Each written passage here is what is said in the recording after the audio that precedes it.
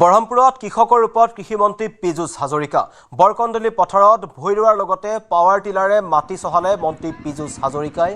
অসমীয়া কৃষকক খেতি কৰিবলৈ আগবাঢ়ি আহিবলৈ অনুৰোধ বিভাগীয় মন্ত্ৰীগৰাকীৰ অনাগত বছৰত কৃষকক উন্নত মানৰ বীজ যোগান ধৰাৰ লগতে জলসিঞ্চনো ভালকৈ কৰাৰ প্ৰতিশ্ৰুতি দিলে মন্ত্ৰী পীযুষ হাজৰিকাই কৃষিমন্ত্ৰী পীযুষ হাজৰিকাৰ লগত ভুই ৰুলে বিধায়ক জিতু গোস্বামী আৰু জিলা আয়ুক্ত দেৱাশিষ শৰ্মাই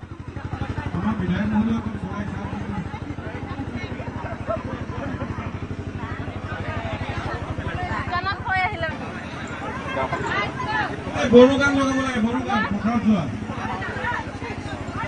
এইটো আমাৰ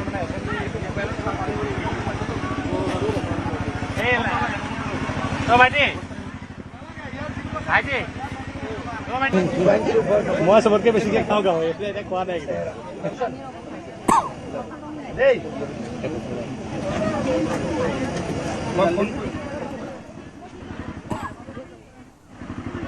মই কৃষি কৰ্মৰ লগত এতিয়াৰ পৰা জড়িত নহয়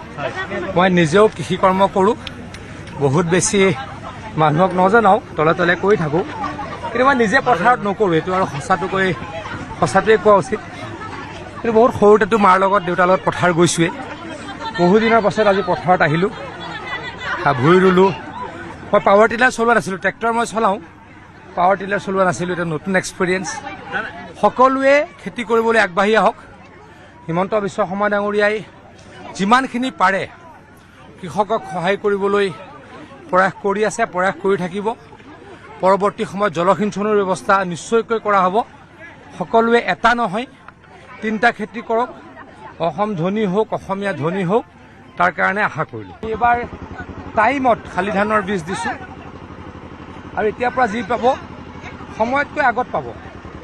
যি বীজ পায় সময়তকৈ আগত পাব হৰ্টিকালচাৰ ছেক্টৰত মানে ফল মূলৰ খেতিত বেছি গুৰুত্ব দিয়া হ'ব অহা বছৰ কেইবা লাখো নাৰিকলৰ পুলি কেইবা লাখো লেচুৰ পুলি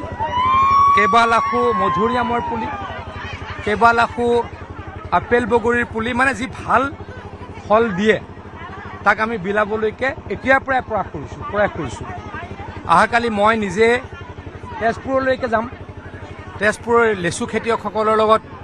তেখেতলোকৰ সুবিধা অসুবিধাৰ বিষয়ে আলোচনা কৰিম মাৰ্কেট তেখেতলোকৰ এভেইলেবল মাৰ্কেটৰ ইমান চিন্তা কৰিব লগা নাই কিন্তু আৰু বাহিৰলৈকে এক্সপৰ্ট কৰিব পাৰে নেকি তাৰ কাৰণে কথা পতা হ'ব আৰু অলপ যদি তাৰ পৰা লেচু পুলি পাওঁ কালি তাৰ কাৰণেই তেজপুৰলৈ যাম মাকৈ খেতি কৰিব লাগে মানুহে কাৰণ মোৰ সমষ্টিত আগতে বানপানী হৈছিলে মাকৈ নকৰিছিলে তেতিয়া বড়ো ধান কৰে এতিয়া মানুহে বড়ো ধান নকৰা হৈ থাকিল এতিয়া গোটেই ব্ৰহ্মপুত্ৰ পাৰত মাকৈ খেতি কৰে ধানত যদি 10,000 পৰা 12,000 টকা পাৰ বিঘাত লাভ হয় নেট প্ৰফিট হয় একেখিনি মাটিত মাকৈ কৰিলে 35,000 পৰা 40,000 টকা হয় 3 গুণ লাভ হয় গতিকে সকলোকে মাকৈ খেতি ফল মূলৰ খেতি ফুলৰ খেতি শাক পাচলি খেতিত ধৰিবলৈকে অসমীয়াক আহ্বান জনাইছোঁ আমি দেখুৱাইছোঁ ইয়াক বৰ্তমান নামকন্দলিৰ যি ব্ৰহ্মপুৰ সমষ্টিৰ নামকন্দলিৰ পথাৰত বৰ্তমান যি এয়া বিদ্যুৎ জিতু গোস্বামীৰ সৈতে মই দেখুৱাইছোঁ বৰ্তমান এয়া এইদৰে বৰ্তমান কৃষি কৰ্মৰ পিছত যি ইয়াৰ যিসকল কৃষক যিসকল মহিলা জড়িত হৈ আছে পথাৰত তেওঁলোকৰ সৈতে ফটো দিছে আৰু এইদৰে দেখিবলৈ পোৱা গৈছে যে নামকন্দলিৰ পথাৰত দেওবাৰ দিনটোত যি ভুই ৰুলে আৰু লগতে মাটি চহাই পাৱাৰ টিলাৰ মাটি চহাই বৰ্তমান মন্ত্ৰীগৰাকী আহি ইয়াত আজি তেওঁ কৃষকসকলক উৎসাহিত কৰাৰ চেষ্টা কৰিলে আৰু লগতে এটা কথা যি যোৱাবাৰ যি আমাৰ লগত নগাঁও জিলা আয়ুক্ত দেৱাশিষ কুমাৰ ডাঙৰীয়া আছে ছাৰ এগৰাকী প্ৰশাসনিক বিষয়া হিচাপে যেতিয়া মন্ত্ৰীগৰাকী আহি পেলাই এইদৰে কৃষকক উৎসাহ দিয়ে নিশ্চয়কৈ কৃষকসকল উৎসাহী হ'ব অত্যন্ত উৎসাহিত আৰু ছাৰ আছে আমাৰ MLA ডাঙৰীয়াও আছে আৰু গাঁৱৰ ৰাইজ কিমান উৎফুল্লিত হৈছে বা কিমান উৎসাহ উদ্দীপনা পাইছে প্ৰেৰণা পাইছে সেইটো তেওঁলোকৰ যোনটো তেওঁলোকৰ আজি ব্যৱহাৰ সেই তাৰিখেই দেখুৱাইছে আৰু আমি আমাৰ নগাঁও জিলালৈ আমাৰ গাৰ্জেন মন্ত্ৰী হিচাপে ছাৰক আমি স্বাগতম জনাইছোঁ আৰু আমাৰ বহুত আশা ছাৰক লৈ যে ছাৰ নিশ্চয় আমাৰ নগাঁও জিলাখন এটা নতুন ৰূপত আকৌ গঢ়িব বহুত দিনৰ পথাৰ নামিল কেনেকুৱা লাগে বহুত ভাল লাগিলে এইটো প্ৰথমবাৰ নমা নাই নামা হয় আজি পথাৰত নামি পেলাই ভুই ৰুলে মাটি চহালে হয় পুৰণি দিনবোৰ নষ্টালজিয়া সেইটো আৰু ধৰি লওক সেইটো আমাৰ চক সচৰাচৰ সৰহসংখ্যক আমি গাঁৱতে ডাঙৰ দীঘল হোৱা সেইবোৰ বস্তু আমি দেখি ডাঙৰ হোৱা চখ হিচাপে হ'লেও পথাৰত নমাটো বা হেৰিটো সেইটো আমি আগতে কৰিছিলোঁ আৰু মই ভাবোঁ যে আজি ছাৰে ইমান সুন্দৰকৈ এইখিনি কৰিলে এইটো এটা নিদৰ্শন স্বৰূপ এটা পুৱা পঁইতা ভাতকেইটা এখন হয় দুপৰীয়া তাত কাম কৰি থকা অৱস্থাত এনেকৈ কেটলিত আমাৰ সেই পুৰণা কেটলিটো তাত মাটিৰে লেপা কেটলিটোত ৰঙা চাহ লগত গুড়ৰ টুকুৰা এটা আকৌ দুপৰীয়া হোৱাৰ লগে লগে সেই ভাতখিনি এনেকৈ লৈ অনা সেই গোটেইখিনি অভিজ্ঞতা আছে এয়া নগাঁও জিলা একো দেৱাশী শৰ্মা ডাঙৰীয়া আমি দেখুৱালোঁ এইদৰে বৰ্তমান নগাঁৱৰ যি নামকুণ্ডলী বহৰমপুৰ সমষ্টিৰ নামকুণ্ডলীত বৰ্তমান এইদৰে কৃষি কৰ্ম কৰাৰ পিছত বৰ্তমান দেখিবলৈ পোৱা গৈছে যে মন্ত্ৰী পীযুষ হাজৰিকা ডাঙৰীয়া বিধায়ক জিতু গোস্বামী ডাঙৰীয়া আৰু লগতে নগাঁও জিলা আয়ুক্ত দেৱাশী শৰ্মা ডাঙৰীয়াই বৰ্তমান আজি ইয়াত নামকুণ্ডলী পথাৰত ভূঁই ৰুলে মাটি চহোৱাৰ পিছত এইদৰে কৃষকক অসমীয়া কৃষকক কৃষি কৰ্মৰ প্ৰতি আগবাঢ়ি আহিবলৈ অনুৰোধ জনাইছে আৰু লগতে অনাগত যিবোৰ দিন আহি আছে তাত অসমৰ ৰাইজক উন্নত বীজ দিয়াৰ প্ৰতিশ্ৰুতি দিছে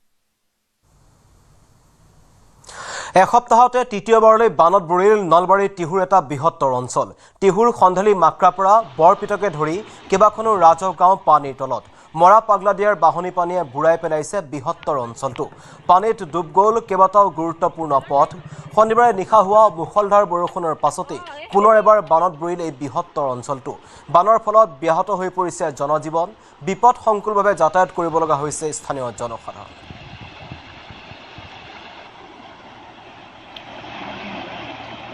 আছে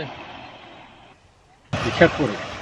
ল'ৰা ছোৱালীখিনি স্কুলত অহা যোৱা কৰিব নোৱাৰে